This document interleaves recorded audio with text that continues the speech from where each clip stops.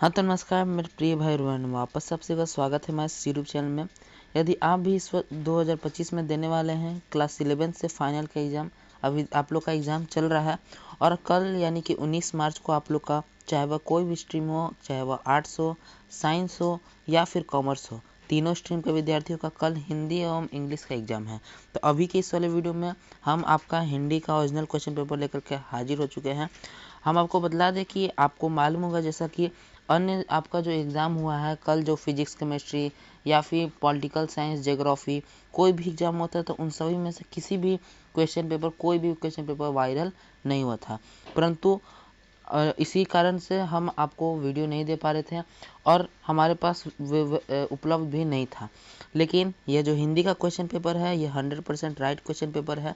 आप यूट्यूब पे कहीं भी देखिएगा तो आपको यह क्वेश्चन नहीं देखने को मिलेगा और कल के एग्ज़ाम में आपको 100% यही क्वेश्चन देखने को मिलेगा। जैसा कि आप लोग को मालूम होगा कि जब तक हमें 100% क्वेश्चन पेपर नहीं प्राप्त होता है तब तक हम आपके सामने शो नहीं करते हैं। जिस तरह से हमने 2 से 3 दिनों से आपके लिए कोई भी क्वेश्चन पेपर नहीं लाया, क्योंकि कब से आपके पास जो जितने भी लोग क्वेश्चन दिखला रहे थे आपको, सभी पुराने ईयर का यानी 2024 यहाँ पे जहाँ पे 25 लिखा हुआ है इसी को एडिट करके 2024 बना 24 को 25 एडिट कर दिया जा रहा था। लेकिन यह ओरिजिनल क्वेश्चन पेपर है, हम आपको प्रूफ दिखा सकते हैं इसमें। आप कल जाके क्वेश्चन पेपर को मिलाइएगा, आपका set code same to same यही रहने वाला है। बाकी आगे भी हम प्रूफ आपको दिखाते रहेंगे। बाकी उतना प्रूफ का ज़रूरत नहीं है, हमें पता है आपको विश्वास होगा हमारे पे। तो वीडियो में लास्ट तक बने रहेगा। वीडियो पसंद आता है तो वीडियो को लाइक जरूर करिएगा, चैनल पर नहीं तो चैनल को सब्सक्राइब कर लीजिए। और आज के इस वाले वीडियो में हम आपको सब्जेक्टिव भी करवा देंगे, पूरा का पूरा ऑब्जेक्टिव भी कंप्लीट करवा देंगे, ठीक है। तो वीडियो में लास्ट तक आप बने रहिएगा। जो भी लोग चैनल पर नए हैं उनको अनुरोध है उनसे कि चैनल को आप लोग सब्सक्राइब कर लीजिए, क्योंकि हम कोशिश करेंगे कि यदि इंग्लिश का आपका व्यवस्था होता है तो इंग्लिश का भी क्वेश्चन पेपर आपसे आपका करवा दें। लेकिन यह जो क्वेश्चन पेपर है यह 100% है, इसमें आपको किसी भी प्रकार का संदेह नहीं कर सकते हैं। तो चलिए इसमें हम लोग थोड़ा सा, इसका इंट्रो है कि कुल प्रश्न आपका 106 रहेगा, 20 पेज है, इसमें 100 नंबर का एग्जाम होने वाला है और 3 घंटा 15 मिनट समय दिया जा रहा है। बाकी आगे का ये सब चीज़ तो आप लोग पढ़े होंगे। हम डायरेक्ट क्वेश्चन की ओर बढ़ते हैं।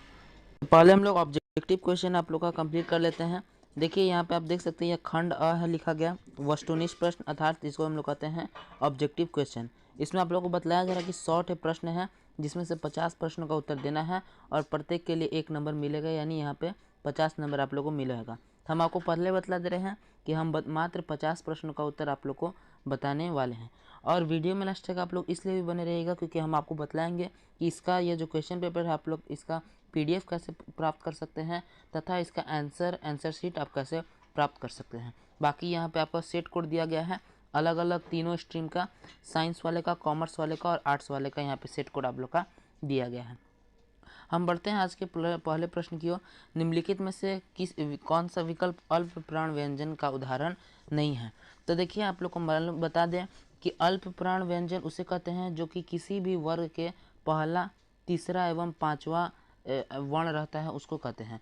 जैसे कि आप देखिएगा ग, तो यह क वर्ग का तीसरा स्थान पर आता है, क ख ग।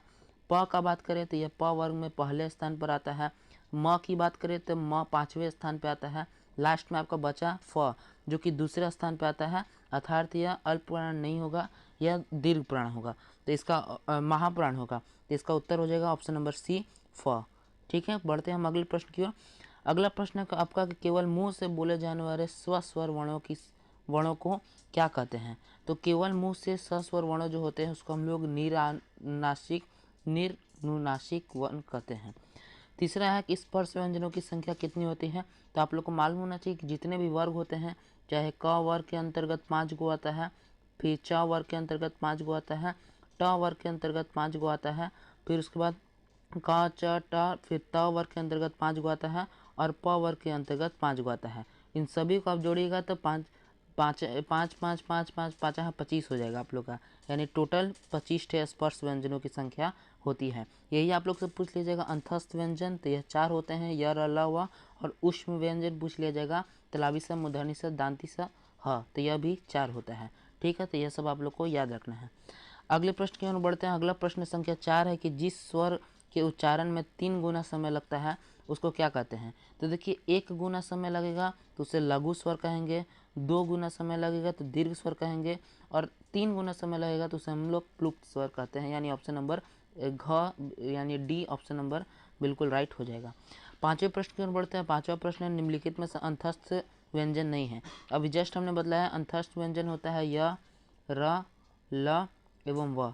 तो इसमें आप देखिएगा ह य इसके अंतर्गत नहीं आता है, अंतस्थ व्यंजन के अंतर्गत, यानी ऑप्शन नंबर ए बिल्कुल राइट हो जाएगा। हम आगे बढ़ते हैं अगले प्रश्न की ओर।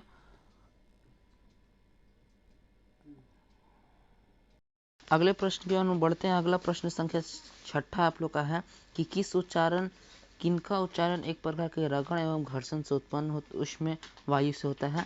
तो यह उष्म व्यंजन आप लोग का हो जाएगा। फिर कौन सा विकल्प महाप्राण का उदाहरण नहीं है।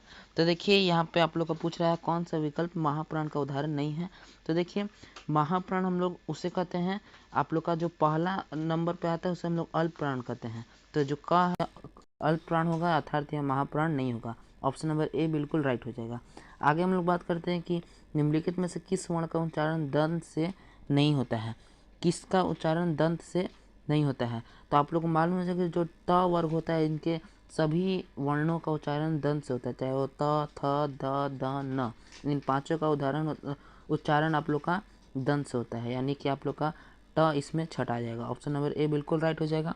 अगला प्रश्न है कि निम्नलिखित में से किसका उच्चारण ओष्ठ से होता है। तो आप लोग को मालूम है कि जो प वर्ग होता है, प, फ, ब, भ, म, इन पांचों का उच्चारण ओष्ठ से होता है, यानी ऑप्शन नंबर सी बिल्कुल राइट हो जाएगा। आगे हम लोग बात करते हैं प्रश्न संख्या 10वां की किनकी उत्पत्ति दूसरे स्वरों से नहीं होती है। तो 10वां नंबर प्रश्न का आपका हो जाएगा हर्ष स्वर।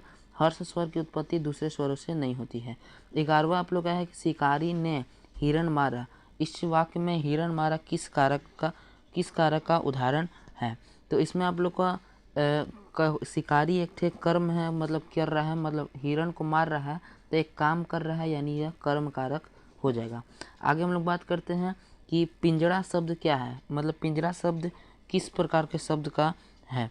तो यह जो है आपका संस्कृत का ही शब्द है, लेकिन इसमें थोड़ा बहुत चेंजिंग कर दिया गया है, अर्थात यह तद्भव शब्द हो जाएगा। आगे हम लोग बढ़ेंगे। अगला प्रश्न संख्या 13 है कि मोहन आया था। अब मोहन आया था तो यह तो भूतकाल की बात की जा रही है। दूसरा, निम्नलिखित में से विकल्पों में युग्मक ध्वनि का उदाहरण कौन सा है। तो 14 नंबर प्रश्न में आप लोग का देखिए, युग्मक ध्वनि वैसे ध्वनि को कहते हैं जब कोई एक ही वर्ण लगातार रिपीट होता है। जैसे आप दिक्कत में देखेंगे तो दिक्कत में क लगातार 2 बार रिपीट हो रहा है, दी आधा क त, तो यह हो जाएगा आप लोग का युग्मक ध्वनि। जिसमें लगातार कोई वर्ड लगातार रिपीट होता है उसको हम लोग कहते हैं युग्मक ध्वनि। जैसे कि आपका सज्जन हो जाएगा स, ज, न। इसमें आप देखिएगा ज 2 बार रिपीट हो रहा है लगातार, अर्थात यह एक युग्मक ध्वनि हो जाएगा। अगले प्रश्न की ओर बढ़ते हैं। अगला प्रश्न है दो स्वरों के मेल से उत्पन्न विकार को क्या कहते हैं। तो स्वर से उत्पन्न हो रहा है, यानी स्वर संधि हो जाएगा। यही व्यंजन से कहता है तो आपका व्यंजन संधि हो जाता। 16वां प्रश्न है कि महाऔषध का संधि विच्छेद क्या होगा। तो महाऔषध का होता है महाजोड़ औषध। फिर 17 है आप लोग का पुरोहित में सही संधि विच्छेद कौन सा होगा। तो यह एक विसर्ग संधि है जिसका सही होता है आप लोग का पुरः जोड़ हिता। तो इसमें आप देखिएगा कि छोटी ई लगा है, तो आपको छोटी ई पे ही टिक मारना है, ऑप्शन नंबर सी। अगले प्रश्न में बात करते हैं। अगला प्रश्न आप लोग का नदी प्लस इस पदों की संधि क्या होगी। तो नदी प्लस हर्ष, आपको मालूम होना चाहिए कि जब दीर्घ ई और प्लस दीर्घ ई आपस में मिलता है तो यह मिलकर दीर्घ ई का निर्माण करता है, यानी यहाँ पे नदीश हो जाएगा। 19 नंबर प्रश्न की ओर बढ़ते हैं कि कौन सा विकल्प व्यंजन संधि का उदाहरण है। तो आपका 19वां नंबर प्रश्न का ऑप्शन हो जाएगा संगम, क्योंकि संगम में आप लोग देखिएगा तो सम प्लस गम यह संधि होगा, जिसमें आप लोग का म एक व्यंजन है और यह अनुस्वार में बदल जाता है, यानी आपका व्यंजन संधि का उदाहरण संगम होगा, ऑप्शन नंबर डी। अगले प्रश्न की बात करते हैं। अगला प्रश्न संख्या 20वां आप लोग का है कि निम्नलिखित में से अशुद्ध शब्द कौन सा है। तो आप देखिएगा यह जो दीपिका लिखा गया है, दीपिका सही फॉर्मेट लिखने का इस तरह से लिखाता है दीपिका। इसमें पहले दीर्घ ही लगेगा फिर हर्ष ही लगेगा, तो ऑप्शन नंबर डी ए हो जाएगा दीपिका। फिर अगला प्रश्न पूछ रहा है कि निम्नलिखित में से कौन सा शुद्ध शब्द है। तो ऑप्शन नंबर आपका डी हो जाएगा, जिसमें आप लोग का पहले दीर्घ यू लगेगा, दीर्घ फिर हर्ष लगेगा, ऑप्शन नंबर डी। अगले प्रश्न में बात करते हैं 22वां प्रश्न आप लोग का कि योजक कोष्ठक में अंकित क्या है। तो इसको हम लोग योजक चिन्ह कहते हैं, आप लोग को मालूम होगा। तो योजक चिन्ह ऑप्शन नंबर सी में दिया गया, ऑप्शन नंबर सी बिल्कुल राइट हो जाएगा। अगले प्रश्न की हम बात करते हैं। अगला प्रश्न है कि त्रिलोक शब्द का समास क्या होगा। तो देखिए कोई भी समास, कोई भी शब्द में अगर संख्या का बोध होता है तो उसे हम लोग द्विगु समास कहते हैं। अब देखिएगा इसमें आपको लग रहा है कि त्रिलोक अर्थात 3 लोगों का बात किया जा रहा है, अर्थात यह द्विगु समास हो जाएगा। अगले प्रश्न की हम बात कर रहे हैं निम्नलिखित में से कौन सा विकल्प अव्ययी भाव समास का उदाहरण नहीं है। तो देखिए आमरण में आ अव्यय है, यानी यह हो जाएगा, राइट होगा। फिर उसके बाद शूलपणि, शूलपणि में आप लोग का कोई भी अव्यय नहीं है, तो यही आपका सही उत्तर हो जाएगा। अब देखेंगे अगला, तो व्यर्थ में वी जोड़ अर्थ होता है, यह अव्यय है। और आज जन्म में आ एक अव्यय है, यानी ऑप्शन नंबर बी आपका बिल्कुल राइट हो जाएगा शूलपणि में। अगले प्रश्न की बात करते हैं कामचोर किस समास का उदाहरण है। तो देखिए कामचोर से होता है काम से चुराने वाला, यानी से लग जा रहा है, आपदान कारक हो जाएगा इसमें, आपदान समास। फिर उसमें परमेश्वर शब्द में कौन सा समास होगा। तो देखिए परमेश्वर का विग्रह करिएगा आपका, तो इसका हो जाएगा परम है जो ईश्वर, यानी किसी ईश्वर की विशेषता बतलाया जा रहा है, और जहाँ भी विशेषता बतलाया जाता है वह कर्मधारय समास होता है। अगले प्रश्न की हम बात करते हैं। अगला प्रश्न संख्या 27 आप लोग का है गणेश कहानी पढ़ रहा है। प्रश्न संख्या 27 में गणेश कहानी पढ़ रहा है किस क्रिया का उदाहरण है। तो देखिए इसमें कहानी पढ़ रहा है, अब कैसा कहानी पढ़ रहा है यह कुछ नहीं बतलाया जा रहा है, यानी अकर्मक क्रिया हो जाएगा। अगला है कि 28 इस गली का में सबसे बड़ा मकान सोहन का है। इस वाक्य में रेखांकित शब्द किस पद का है, किस पदबंध का उदाहरण है। तो देखिए इसमें आपको बताया जा रहा है कि इस गली में सबसे बड़ा मकान सोहन का है, यानी मकान की विशेषता बतलाया जा रहा है। सोहन के मकान की विशेषता बतलाई जा रही है कि सोहन का मकान इस गली में सबसे बड़ा है, यानी एक विशेषण पदबंध हो जाएगा। अगले प्रश्न की हम बात करते हैं। अगला प्रश्न है कि राम प्रताप पत्र लिखता है, यह किस वाच्य का उदाहरण है। तो इसमें आप देखिएगा कि राम प्रताप कोई कर्म कर रहा है, मतलब कोई काम कर रहा है, यानी कि आपका कर्म वाच्य हो जाएगा, ऑप्शन नंबर बी। अगले हम लोग 30वें प्रश्न की ओर बढ़ते हैं कि निम्नलिखित में से कौन सा शुद्ध वाक्य है। तो देखिए पहला आप देखिएगा क्वेश्चन कि मेरा नाम श्री केशव कुमार जी है। तो कोई भी आदमी में अपना नाम संबोधन करने में या तो श्री लगाएगा या फिर जी लगाएगा, दोनों एक साथ नहीं लगता है, यानी यह बिल्कुल अशुद्ध वाक्य है। दूसरा है गांधी जी ने आत्मकथा लिखी, इसमें कोई भी दिक्कत नहीं है, यही आपका शुद्ध वाक्य हो जाएगा। अगले आगा आप सी नंबर देखिएगा, इसमें लिखा गया विश्व में तरुण नवयुवकों की संख्या अधिक है। तो देखिए यह तरुण जो होता है इसका भी अर्थ होता है नवयुवक, और नवयुवक पहले से दिया गया है, यानी एक वाक्य में दो शब्द एक लगातार दे दिया गया है जिसका कोई अर्थ नहीं निकलता है, यानी यह नहीं होगा। और गत मंगलवार को मैं पटना जाऊंगा, गत का मतलब होता है बीता हुआ, तो बीता हुआ के बारे में तो कोई नहीं बोलेगा, इसलिए यह भी आपका रॉन्ग हो जाएगा। अगले 31 नंबर प्रश्न की ओर बढ़ते हैं। गड़े मुर्दा उखाड़ने का अर्थ क्या होगा। तो इसका सबको मालूम है कि बीती बातों को बिसार देना, मतलब जो बात बीत गया है उसको फिर से उजागर करना, यही आपका होता है गड़े मुर्दा उखाड़ना। फिर झमाझम वर्षा हो रही है किस वाक्य का उदाहरण है। तो यह एक सरल वाक्य है, सिंपल वाक्य है, इसमें कोई भी योजक चिन्ह या और तथा कुछ नहीं लगा हुआ है। आगे हम लोग बात करते हैं। अगला प्रश्न की दानव किस संज्ञा का उदाहरण है। तो देखिए दानव एक जाति है दानवों की, इस जाति के अंतर्गत अलग अलग नामों के दानव हो सकते हैं, यानी यह जातिवाचक हो जाएगा। फिर 34 से घी किस संज्ञा का उदाहरण है। तो घी एक द्रव्य चीज़ है जिसको हम लोग नाप तोल सकते हैं, इसलिए इसका ऑप्शन नंबर सी हो जाएगा द्रव्यवाचक। 35वां है कि आपका तालाब शब्द किस लिंग का उदाहरण है। तो तालाब शब्द एक पुल्लिंग का उदाहरण है। और अगला प्रश्न की हम बात करें कि चिंता शब्द किस लिंग का उदाहरण है। तो चिंता स्त्रीलिंग का उदाहरण है, क्योंकि चिंता कोई भी कहता है कि चिंता हो रही है, कोई यह नहीं बोलता है कि चिंता हो रहा है, ठीक है, तो इसका स्त्रीलिंग हो जाएगा। अगला प्रश्न है कि सड़क शब्द का बहुवचन क्या होगा। तो सड़क का सिंपल सड़कें हो जाता है। फिर उसके बाद 38वां प्रश्न है कि एक पंथ दो काज लोककथि का क्या अर्थ होता है। तो एक पंथ दो काज मतलब एक ही चीज़ से आपका एक तीर से दो निशाने जो कहा जाता है वही होता है, मतलब एक ही कार्य सिद्ध, एक काम से दूसरा काम हो जाना, ऑप्शन नंबर सी हो जाएगा, एक काम से दूसरा काम हो जाना। अगले प्रश्न की बात करते हैं। अगला प्रश्न 29वां है जो राजगद्दी का अधिकारी है उसके लिए एक शब्द। तो आप लोग को मालूम होना चाहिए कि जो राजगद्दी का अधिकारी है उसको युवराज कहते हैं हम लोग। अगले प्रश्न की ओर बढ़ते हैं। प्रश्न संख्या 40 विस्तृत शब्द का विलोम क्या होता है? तो देखिए विस्तृत का मतलब होता है कि बड़ा एकदम, ठीक। तो वृहद का भी मतलब होता है फैला हुआ या बड़ा, तो यह बिल्कुल नहीं होगा विलोम। विलोम का मतलब होता है उस जस्ट उल्टा।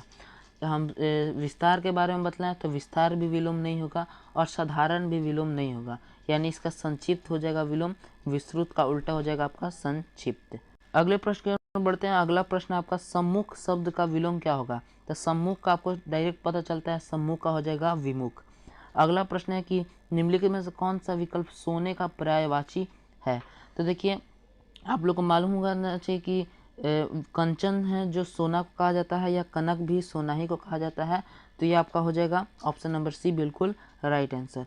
अगले प्रश्न की बात करते हैं कि राजा का पर्यायवाची क्या होता है? प्रश्न संख्या 43 में राजा का पर्यायवाची क्या होता है? तो राजा का पर्यायवाची होता है महीप, ठीक है। अगले प्रश्न की बात करते हैं कि रचना की दृष्टि से वाक्य कितने प्रकार के होते हैं? तो रचना की दृष्टि से वाक्य 3 प्रकार के होते हैं, सरल वाक्य, मिश्रित वाक्य और संयुक्त वाक्य। 45वां नंबर प्रश्न है कि विष्णु शब्द का विष्णु विशेष्य का विशेषण क्या होगा? तो देखिए विष्णु विशेष का इसमें थोड़ा डाउट है हमें, लेकिन इसका ऑप्शन नंबर सी होना चाहिए। आपको डाउट लगता है तो आप कमेंट में इसका सही आंसर बतला सकते हैं। बाकी इसका 45 का सी ही होगा।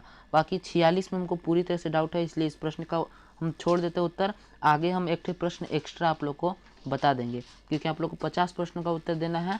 तो हम आपको आज 51 प्रश्न का उत्तर बता देंगे आपको, क्योंकि हमने एक प्रश्न को छोड़ा है। बाकी आपको 46 नंबर प्रश्न का उत्तर मालूम होगा तो आप हमें कमेंट में बतला सकते हैं। अगले प्रश्न की बात करते हैं। अगला प्रश्न है कि 47वां की लघु विशेषण का विशेषण क्या होगा? तो लघु का लाघव होता है।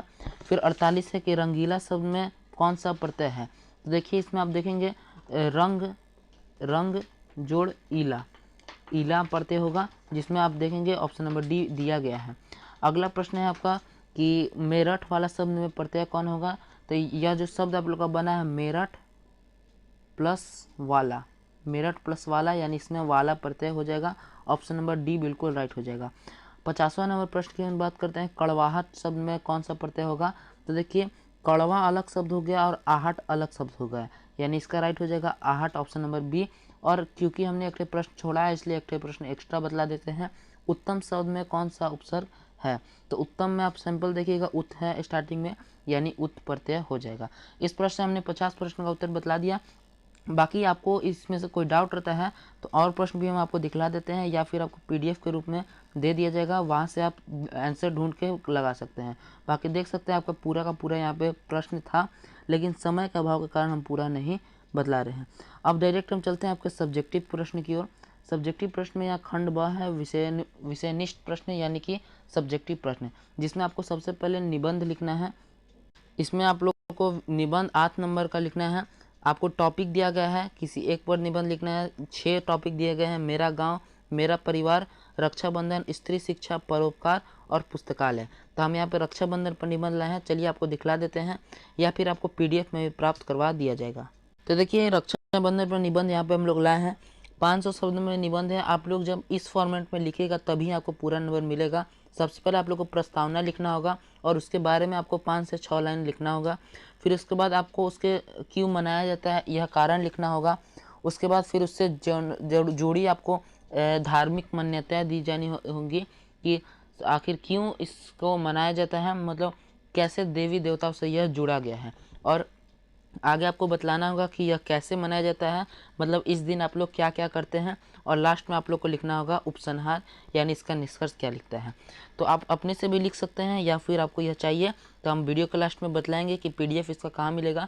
पीडीएफ के रूप में आपको यह प्राप्त हो जाएगा। हम बढ़ते हैं अगले प्रश्न की ओर। अगले प्रश्न की ओर बढ़ते हैं। अगला प्रश्न संख्या 2 है आप लोग का कि निम्नलिखित में से 2 अवतरणों की सप्रसंग व्याख्या करें।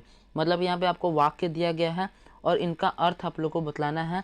चार्ट दिया गया है, इसमें 2 का आपको उत्तर देना है और 1 से 4 नंबर का आप लोग का यहाँ पे है।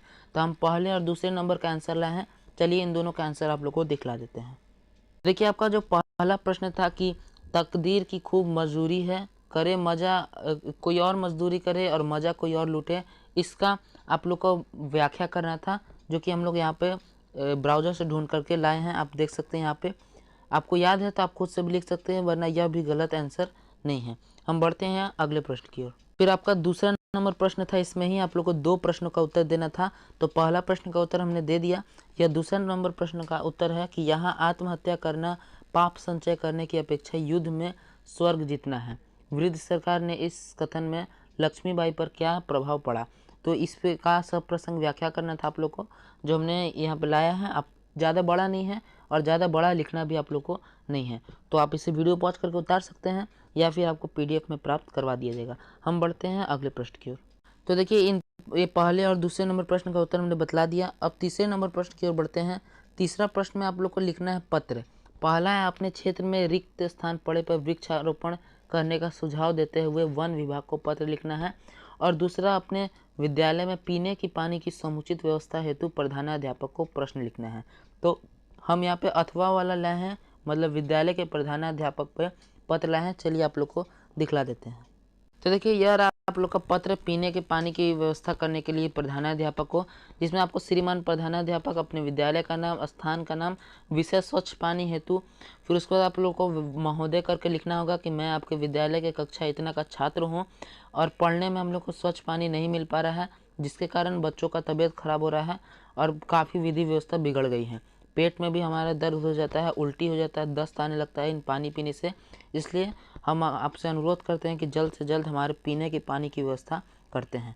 उसके बाद आप लोग लिखना होगा, अतः आप श्रीमान से नम्र निवेदन है कि हमारे विद्यालय में पीने के पानी की उपलब्धता करवाएं, इसके लिए हम आपका सदैव आभारी रहेंगे। फिर अपना नाम इस तरह से करके लीजिएगा, आपका आज्ञाकारी छात्र नाम लिख दीजिएगा, वर्ग लिख दीजिएगा और यहाँ पे दिनांक आप लोग लिख दीजिएगा। इस प्रकार से आप लिख सकते हैं। बाकी इसका हम लोग आपको PDF प्राप्त करवा देंगे।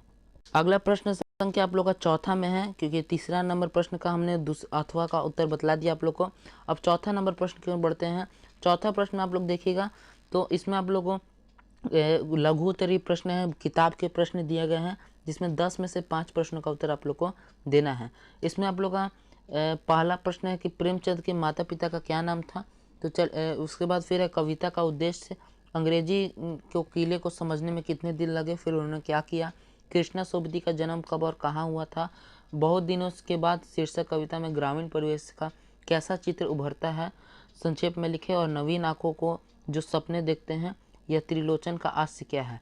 तो देखिए इसमें से आप लोग का हम लोग पहला का उत्तर दिए हैं, तीसरा का, चौथा का, पांचवा का और छठा का उत्तर दिए हैं। 5 प्रश्न का उत्तर दिए हैं। चलिए पांचों प्रश्न का उत्तर आप लोग को दिखला देते हैं। तो देखिए आप लोग का इसमें पहला प्रश्न पूछ रहा था कि प्रेमचंद की माता और पिता का नाम बतलाना है।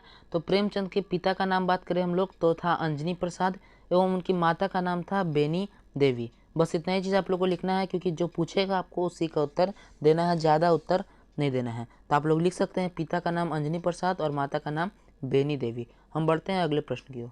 आपका प्रश्न संख्या तीसरा है, क्योंकि हमने बताया कि दूसरे प्रश्न का उत्तर हमने नहीं दिया है, पहले के बाद तीसरा का उत्तर दिया गया है, जिसमें आप लोग का प्रश्न था कि अंग्रेजों को किले को समझने में कितने दिन लगे थे और फिर उन्होंने क्या किया।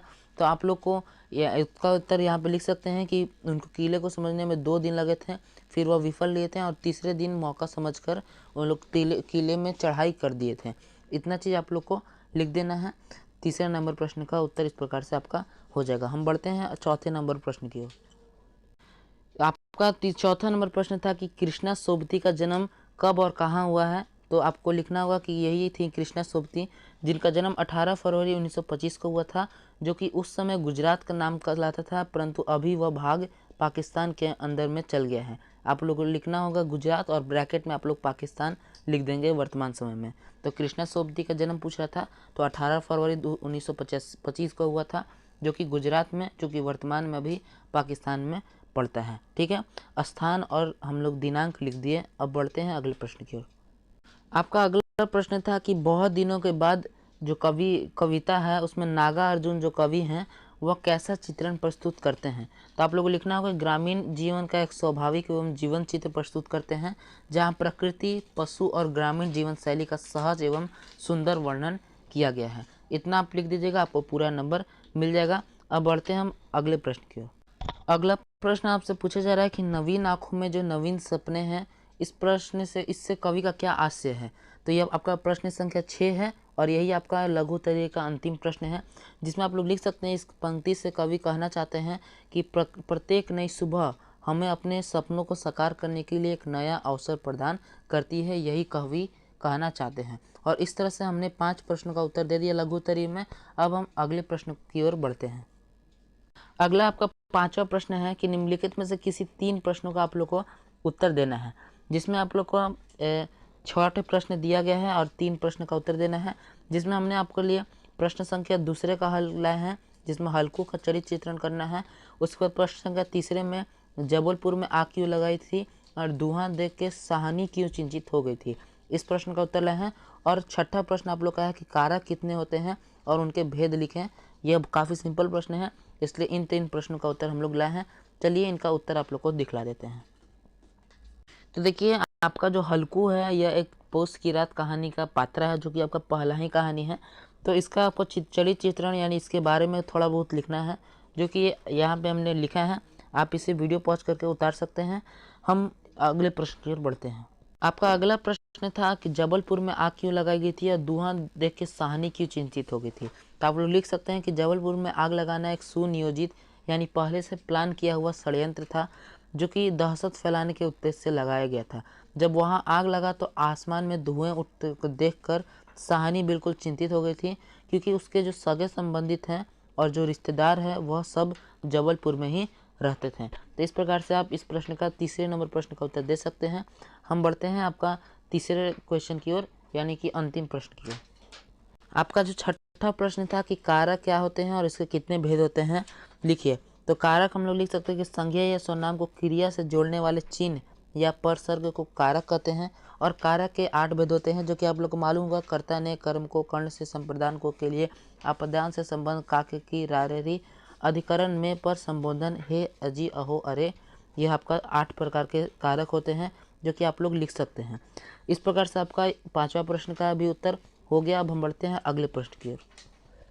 तो देखिए, इस 5वें प्रश्न का उत्तर हमने कर दिया आप लोग का। और अब आपका बचता है सबसे लास्ट क्वेश्चन है, जिसमें आप लोग को निम्नलिखित अवतरणों का संक्षेपण करना है। अवतरणों का संक्षेपण मतलब आपको पैराग्राफ दिया गया है और इनको छोटा रूप में लिखना है, यानी 2 से 3 लाइन में लिख करके इसके अर्थ को आप लोग को समझाना है। तो इसमें आप लोग का 2 ठे दिया गया है, यहाँ पे आप देख सकते हैं, एक ठे है और एक ठे यहाँ पे है। तो इन दोनों में से किसी एक का उत्तर आप लोग को देना है। तो हम लोग इस पहले वाले अवतरण का संक्षेपण लाए हैं। चलिए इसके उत्तर को आप लोग को बतला देते हैं। तो देखिए, आप लोग का पहला जो सेंटेक्स था, पैराग्राफ दिया गया था, उसका संक्षेपण हम लोग लाए हैं, जिसमें आप लोग को धर्म एवं त्यौहार के बारे में बतलाया जा रहा था। तो धर्म एवं त्यौहार के बारे में आप लोग को लिख देना होगा कि भारत में इसका क्या महत्व है। और कुछ धर्मों का नाम लिख देंगे आप लोग, हिंदू, बौद्ध, जैन, सिख, पारसी, इस्लाम इत्यादि। इन सभी का नाम लिख के आप लोग बतला सकते हैं कि यह सब एकता का प्रतीक है। इस तरह से आप लोग बना कर लिख सकते हैं। ज़्यादा नहीं लिखना है, 3 से 4 लाइन आपको हाईएस्ट इसमें लिखना है। संक्षेपण का मतलब शॉर्ट करके आप लोग को लिख देना है।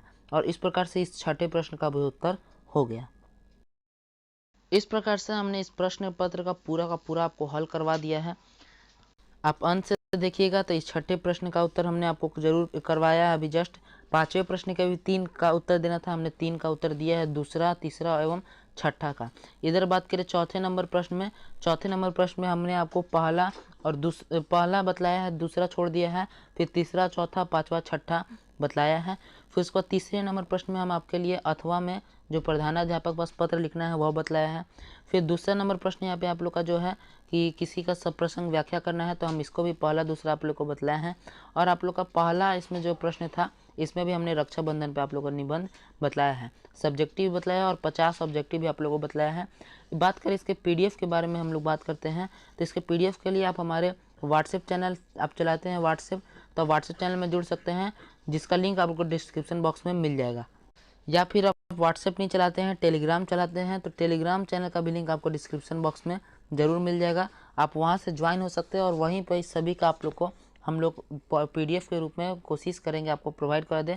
टेलीग्राम चैनल में 100% अभी जस्ट अपलोड कर दिया जा रहा है।